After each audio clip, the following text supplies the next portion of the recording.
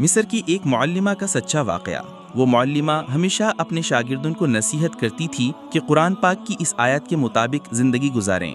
وَعَجِلْتُ إِلَيْكَ رَبِّ لِتَرْضَىٰ، سورۃ الطٰہٰ آیت نمبر 84۔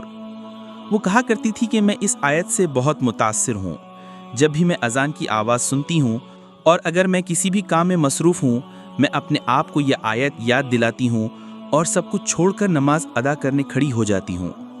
رات کو 2 بجے جب تہجد کا الارم بجتا ہے اور میں گہری نیند میں مزید سونا چاہتی ہوں تو یہ آیت مجھے یاد آتی ہے اور مجھے جگاتی ہے۔ اس خاتون کے شوہر کی عادت تھی کہ کام سے واپس گھر آتے وقت وہ اسے فون پر کھانے کے متعلق ہدایات دیتا تاکہ اس کے گھر پہنچنے پر گرما گرم کھانا تیار ملے اور وہ کھانا کھا کر سو جائیں۔ ایک دن اس نے فون پر محشی کھانے کی فرمائش کی۔ انگور کے پتوں میں چاول بھرے جاتے ہیں اور پھر ان کو ہلکی آنچ پر پکنے رکھا جاتا ہے۔ بہت وقت طلب ڈش ہے۔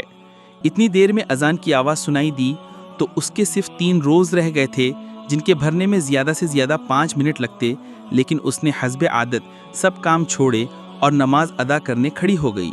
اس خاتون کا شوہر اسے بار بار فون کرتا رہا لیکن کوئی جواب موصول نہیں ہوا۔ جب وہ گھر پہنچا تو اس نے دیکھا کہ اس کی بیوی سجدے میں ہے اور کھانا ابھی تک تیار نہیں ہے۔ اس نے دیکھا کہ صرف 3 روز بھرنے رہ گئے تھے تو اسے شدید غصہ آیا اور اسی غصے کے عالم میں اس نے اپنی بیوی کو ڈانٹنا شروع کر دیا، تم اپنا کام ختم کر کے دیگچی چولہے پر رکھ کر بھی نماز ادا کر سکتی تھی، 3 روز بنانے میں کتنی دیر لگتی؟ لیکن اس کی بیوی کی طرف سے کوئی جواب نہ آیا۔ جب وہ اس کے پاس آیا تو دیکھا کہ سجدے کی حالت میں اس کا انتقال ہو چکا ہے۔ سبحان اللہ! اگر اس نے ہماری طرح یہ سوچا ہوتا کہ چلو کوئی بات نہیں، پہلے اپنا کام ختم کر لیتے ہیں پھر نماز پڑھ لیں گے، تو اس کا انتقال کچن میں ہوتا۔